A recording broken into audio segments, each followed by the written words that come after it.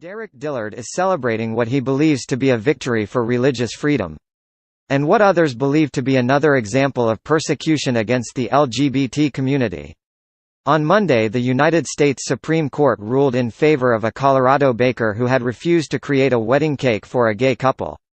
By a 7-2 margin, the justices sided with Jack Phillips, who argued that his religious objection to same-sex marriage provided him with the First Amendment right to turn down the request of these patrons. However, rather than determine whether religious artisans and businesses have a right to discriminate based on their beliefs, Justice Anthony Kennedy wrote a majority opinion that focused solely on the case at hand. He specifically stated that the Colorado Civil Rights Commission had not treated the baker fairly because various commissioners had made disparaging remarks about his religious beliefs. In other words, Phillips was actually discriminated against by a board that proved to be hostile toward religion. This may not be the case if another baker refuses another gay couple and the debate once again finds its way to the Supreme Court, but this was a nuanced point very much lost on Dillard. Today's 7-2 Supreme Court decision is a huge victory for religious freedom, he tweeted last night, adding, "Government cannot and should not discriminate against religious faith, it is a constitutional right." Again, this is not what the Supreme Court just decided.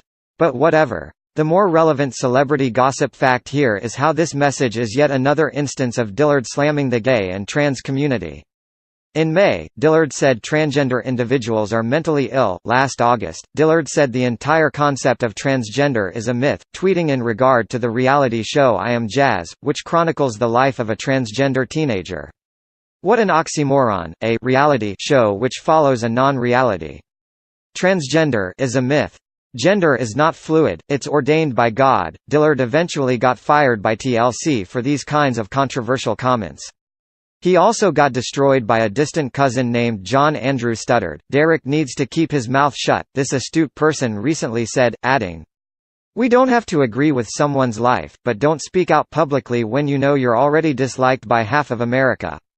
As a public figure, he should stop being so harsh. As a human being, he should stop being so harsh." But this is still a pretty solid statement. For what it's worth, Justice Kennedy explained that this Colorado baker case was not meant to set national policy or a national agenda when it comes to the topic of religious freedom or gay rights. The outcome of cases like this in other circumstances must await further elaboration in the courts, he wrote, elaborating as follows. All in the context of recognizing that these disputes must be resolved with tolerance, without undue disrespect to sincere religious beliefs, and without subjecting gay persons to indignities when they seek goods and services in an open market. Hear that, Derek? Sigh. Why do we feel as if you definitely did not? Duggar family courtship application, revealed. Bizarre. 423 questions long, start gallery.